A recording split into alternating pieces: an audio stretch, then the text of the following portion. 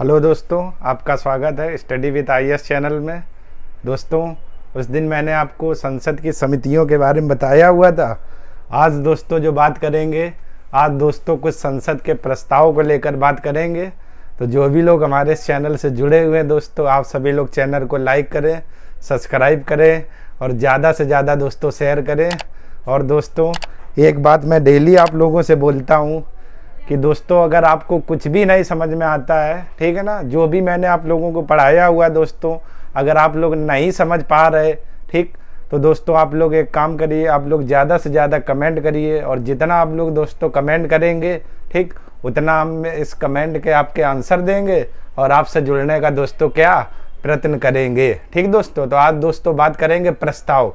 तो दोस्तों देख लिए, हेडिंग प्रस्ताव पढ़ी है और इसमें लिखा हुआ है संसद में किसी भी कार्य से संबंधित कार्रवाई को प्रस्ताव के रूप में प्रस्तुत किया जाता है दोस्तों, ठीक है ना।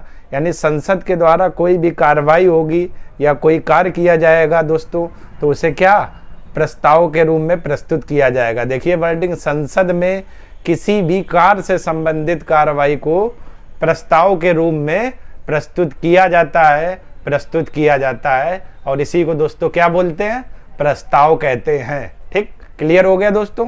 एक बार फिर देख लीजिए, प्रस्ताव संसद में किसी भी कार्य से संबंधित कार्रवाई को प्रस्ताव के रूप में प्रस्तुत किया जाता है और इसी को दोस्तों क्या कहते हैं, प्रस्ताव कहते हैं। ठीक, क्लियर दोस्तों। इसके बाद हेडिंग आप दोस्तों लगाइए, प्रस्तावों के प्रकार। हेडिंग पड़ी हुई है दोस्तों, और प्रकार में सबसे पहला दोस्तों है विश्वास प्रस्ताव।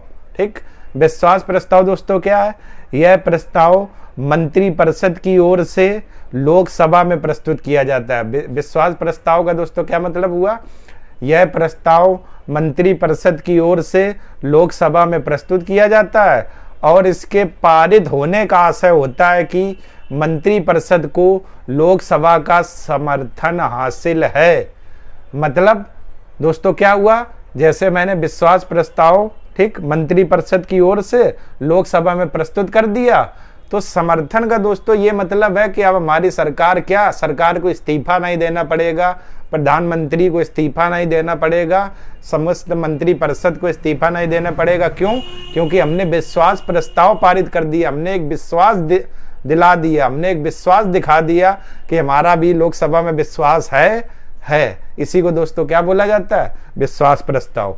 यह प्रस्ताव फिर आप दोस्तों देख लीजिए, यह प्रस्ताव मंत्रिपरिषद की ओर से लोकसभा में प्रस्तुत किया जाता है और इसके पारित होने का आशय होता है कि मंत्रिपरिषद को लोकसभा का समर्थन हासिल है। ठीक दोस्तों, और इसी प्रस्ताव को दोस्तों क्या बोला जाता है, विश्वास प्रस्ताव। ठीक, क्लियर दोस्तों। विश्वास का मतलब ये हुआ कि मंत्रिपरिषद ने, ठीक, अपना विश्वास किसमें पारित कर दिया, लोकसभा में। और जब पारित कर दिया मंत्रिपरिषद ने लोकसभा में विश्वास, तो दोस्तों क्या हो जाएगा, अब मंत्रिपरिषद को और प्रधानमंत्री को क्या इस्तीफा नहीं देना पड़ेगा। क्यों? क्योंकि अब उनको विश्वास हो गया है और विश्वास प्रस्ताव क्या हो गया दोस्तों, पारित हो गया है। क्लियर दोस्तों, यानी उनको विश्वास हो गया और विश्वास प्रस्ताव क्या दोस्तों, पारित हो गया। ठीक, क्लियर दोस्तों। इसके बाद दूसरी हेडिंग दोस्तों देखिएगा पड़ी हुई है, अविश्वास प्रस्ताव। तो दोस्तों ये अविश्वास प्रस्ताव क्या होता है, यह प्रस्ताव सिर्फ और सिर्फ किसमें दोस्तों, लोकसभा में लाया जाता है। यानी ये जो प्रस्ताव है ये केवल और केवल दोस्तों लोकसभा में लाया जाता है, यानी राज्यसभा में नहीं ला सकते। अविश्वास प्रस्ताव दोस्तों केवल किसमें, लोकसभा में लाया जाता है। और यह प्रस्ताव लाने के लिए लोकसभा के कम से कम 50 सदस्यों के समर्थन की जरूरत होती है। ठीक दोस्तों, क्लियर हो गया ना। यानी अविश्वास प्रस्ताव वो प्रस्ताव होता है जो सिर्फ और सिर्फ दोस्तों केवल लोकसभा में लाया जाता है, लेकिन लोकसभा में लाने के लिए लोकसभा के कम से कम 50 सदस्यों के समर्थन की जरूरत होती है और तभी दोस्तों ये प्रस्ताव लोकसभा में क्या पारित होगा। यह प्रस्ताव लोकसभा द्वारा यदि यह प्रस्ताव लोकसभा द्वारा पारित कर दिया जाता है तो दोस्तों पीएम लिखा हुआ, पीएम का मतलब दोस्तों प्रधानमंत्री, तो पीएम तथा मंत्रिपरिषद को अनिवार्य रूप से इस्तीफा देना होगा। ठीक दोस्तों, तो पीएम तथा मंत्रिपरिषद को अनिवार्य रूप से इस्तीफा देना होगा। और दोस्तों इस अविश्वास प्रस्ताव में 10 दिनों के अंदर अंदर चर्चा होना आवश्यक है। और दोस्तों ये किसके द्वारा? विपक्ष के द्वारा लाया जाता है, विपक्ष के द्वारा लाया जाता है। ठीक दोस्तों, यानी अविश्वास प्रस्ताव एक बार फिर देख लेते हैं। अविश्वास प्रस्ताव सिर्फ लोकसभा में लाया जाता है और दोस्तों यह प्रस्ताव लाने के लिए लोकसभा के कम से कम 50 सदस्यों के समर्थन की जरूरत होती है। यदि यह प्रस्ताव लोकसभा के द्वारा पारित कर दिया जाता है दोस्तों, तो पीएम का मतलब प्रधानमंत्री और मंत्रिपरिषद या तथा भी लिख सकते हो, तथा मंत्रिपरिषद को अनिवार्य रूप से इस्तीफा देना होगा। इस प्रस्ताव में दोस्तों 10 दिनों के अंदर अंदर चर्चा होना आवश्यक है। और दोस्तों ये किसके द्वारा? विपक्ष के द्वारा लाया जाता है। ठीक, क्लियर दोस्तों। अविश्वास प्रस्ताव फिर आप लोग देख लीजिए। अविश्वास प्रस्ताव उस प्रस्ताव को कहते हैं जो सिर्फ लोकसभा में लाया जाता है और लोकसभा के कम से कम 50 सदस्यों के समर्थन की जरूरत होती है। यदि यह प्रस्ताव लोकसभा के द्वारा पारित कर दिया जाता है तो पीएम तथा मंत्रिपरिषद, और पीएम का दोस्तों मतलब प्रधानमंत्री, यानी पीएम तथा मंत्रिपरिषद को अनिवार्य रूप से इस्तीफा देना होगा। और इसमें दोस्तों 10 दिनों के अंदर चर्चा करनी आवश्यक है और यह दोस्तों विपक्ष के द्वारा लाया जाता है। इसके बाद दोस्तों अगला जो आपका प्रस्ताव है, निंदा प्रस्ताव लिखा हुआ है, इसके बारे में भी देख लेते हैं दोस्तों। निंदा प्रस्ताव तो देखिए जरा क्या लिखा हुआ है। पहली वर्डिंग, निंदा प्रस्ताव भी लोकसभा में ही लाया जाता है। निंदा प्रस्ताव भी लोकसभा में ही लाया जाता है। निंदा प्रस्ताव भी लोकसभा में ही लाया जाता है और यह भी विपक्ष के किसी सदस्य द्वारा ही पेश किया जाता है। ठीक दोस्तों, पहली वर्डिंग ये है, निंदा प्रस्ताव भी लोकसभा में ही लाया जाता है और यह भी विपक्ष के किसी सदस्य द्वारा ही पेश किया जाता है। यह सरकार के किसी मंत्री या मंत्रियों के समूह, यानी सिंगल एक मंत्री या समस्त मंत्रियों के समूह, ठीक है ना, समस्त मंत्रियों के समूह के विरुद्ध इस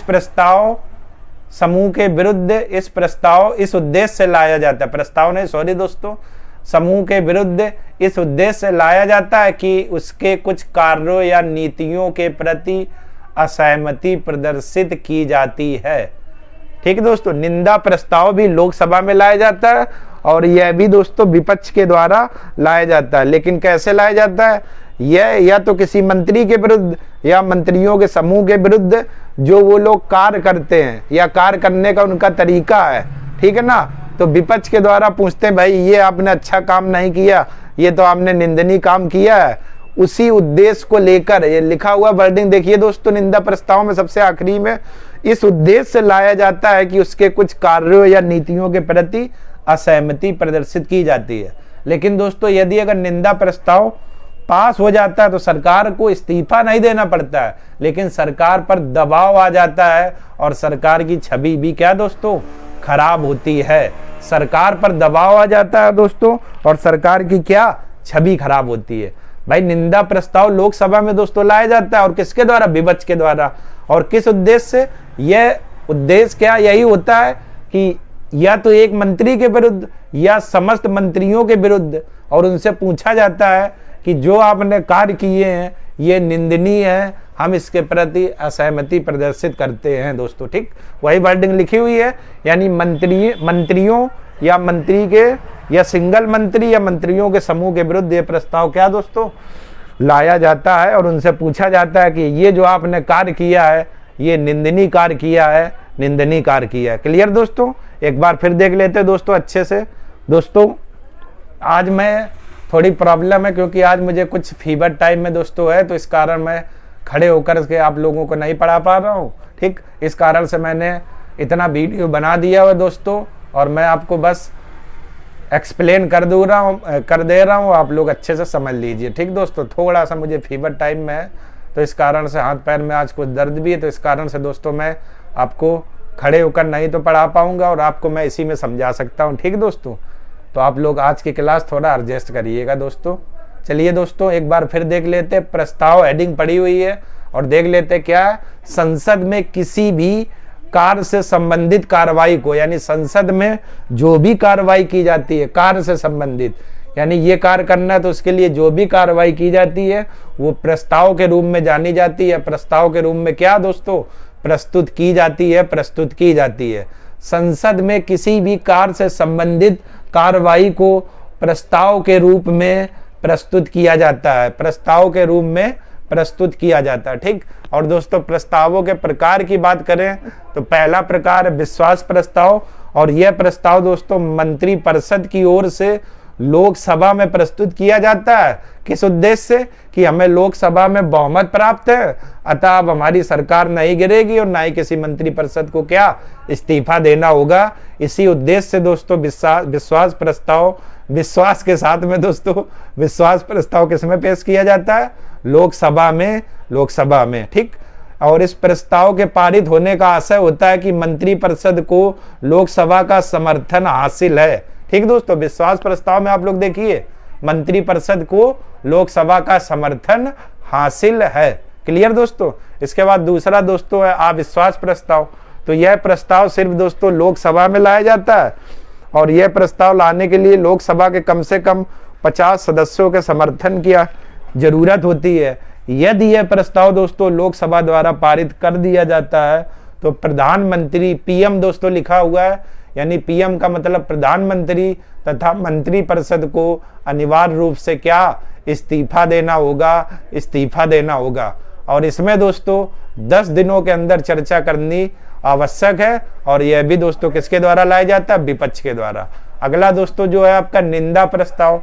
ठीक। निंदा का मतलब क्या हुआ, निंदा प्रस्ताव भी लोकसभा में ही लाया जाता है, और यह किसी विपक्ष के किसी सदस्य द्वारा ही क्या पेश किया जाता है, विपक्ष के किसी सदस्य द्वारा ही पेश किया जाता है, विपक्ष के किसी सदस्य द्वारा ही पेश किया जाता है। ठीक है ना, पेश किया जाता है। और यह भी, यह सरकार के किसी मंत्री यानी सिंगल मंत्री या मंत्रियों के समूह या संपूर्ण मंत्री परिषद के विरुद्ध इस उद्देश्य से लाया जाता है कि उसके कुछ कार्यों या नीतियों के प्रति असहमति प्रदर्शित की जाती है। कोई भी मंत्री दोस्तों है जैसे, या मंत्रियों का समूह है दोस्तों। ठीक। तो हम विपक्ष के द्वारा उनसे पूछा जाता है कि आपने क्या जो कार्य किया है हम इससे सहमत नहीं है, ये निंदनीय कार्य है। इस कारण से ये प्रस्ताव दोस्तों, निंदा प्रस्ताव कहाँ पर, सिर्फ लोकसभा में क्या लाया जाता है। यदि निंदा प्रस्ताव दोस्तों लोकसभा में पारित हो गया तो सरकार को इस्तीफा नहीं देना पड़ता है, लेकिन सरकार पर दबाव आ जाता है और सरकार की छवि खराब होती है। निंदा प्रस्ताव। क्लियर दोस्तों। मंत्री या मंत्रियों के समूह या संपूर्ण मंत्रियों के विरुद्ध। ठीक। इस उद्देश्य से लाया जाता है और उनसे पूछा जाता है कि जो आपने कार्य या नीति या कुछ भी योजनाएं चलाई हैं हम उनसे असहमत हैं, हम निंदा प्रस्ताव प्रस्तुत करते हैं। ठीक। तो जैसे ही निंदा प्रस्ताव दोस्तों पास हो जाएगा, ठीक है ना, तो सरकार को इस्तीफा या त्याग पत्र नहीं देना होगा, लेकिन सरकार पर दोस्तों क्या दबाव आ जाता है, दबाव आ जाता है। क्लियर दोस्तों, ये प्रस्ताव आज के क्लियर हो गए ना। चलिए, सरकार पर दबाव आ जाता है। ठीक दोस्तों, क्लियर हो गया ना। दोस्तों आज मुझे थोड़ी सी कुछ प्रॉब्लम है, इस कारण से मैं आपको लाइव तो चल ही रही लेकिन मैं खुद नहीं दिखूंगा, तो इस कारण से मैंने कुछ बिंदुओं पर जो महत्वपूर्ण है इन पर दोस्तों मैंने चर्चा कर दी है, क्योंकि आज हल्का सा कुछ मेरे हाथ पैरों में दर्द टाइम में है, इस कारण से प्रॉब्लम है। ठीक दोस्तों, तो आप लोगों ने ये जो प्रस्ताव वाला टॉपिक देखा ये दोस्तों को बिल्कुल क्लियर कर लिए ना। कुछ आपके प्रस्ताव और बचे हैं दोस्तों, तो उन पर कल चर्चा कर लेंगे, और कल से ये प्रस्ताव वाला आपका जो टॉपिक है दोस्तों क्या हो जाएगा, समाप्त हो जाएगा। तो एक बार दोस्तों आप सभी लोगों से अनुरोध है कि आप लोग स्क्रीनशॉट ले लीजिए जो भी ये लिखा हुआ है। अगर आपको कोई भी दिक्कत होती है तो आप लोग दोस्तों ज़्यादा से ज़्यादा कमेंट करिए। तो एक बार दोस्तों आप लोग स्क्रीनशॉट ले लीजिए। चलिए दोस्तों, आप लोगों ने स्क्रीनशॉट ले लिया होगा। और दोस्तों एक बात मैं हमेशा आप लोगों से बोलता हूँ, ठीक, जिंदगी में अगर किसी से प्यार करना है तो ओनली इस जिंदगी में दो चीज़ों से, एक अपने माता पिता से और दूसरी दोस्तों अपने किताबों से। तीसरा आपकी ज़िंदगी में कोई नहीं आना चाहिए। और जिस दिन दोस्तों आप लोग अपना लक्ष्य हासिल कर लेना, उस दिन आप लोग फ्री हो और हर कार्य करने के लिए आप लोग फ्री हो, ना तो कोई कहने वाला होगा और ना ही कोई टोकने वाला होगा दोस्तों। ठीक, तो जिंदगी में दो चीज़ों से प्यार करिए दोस्तों, एक अपने माता पिता और एक अपनी किताबों से, और अपना दृढ़ संकल्प दोस्तों बना कर रखिए कि हमें इसी क्षेत्र में जाना है। और जो आप लोगों ने सपना देखा है दोस्तों, ये हमारा जो चैनल है ओनली आपके सपने को पूरा करने के लिए ही शुरू किया गया दोस्तों। या आप लोगों ने अभी तक की जितनी भी क्लास देखी हैं पॉलिटी के लेकर, आप लोग कमेंट करिए एक बार और मुझे बताइए कि सर आपने इस पॉइंट को नहीं पढ़ाया है और ये हमारे पेपर में आया हुआ है। आपने देखा होगा मैंने एक एक चीज़ आप लोगों को बिल्कुल क्लियर की हुई है, और कोई भी पॉइंट नहीं है जो मेरा अभी तक का दोस्तों अनुभव है, कोई भी ऐसा पॉइंट नहीं जो मैंने आप लोगों को क्या छुड़वा दिया हो। तो दोस्तों चलिए, आप लोगों से अनुरोध है कि आप लोग ज़्यादा से ज़्यादा कमेंट करिए और हमसे जुड़ने का प्रयास करिए।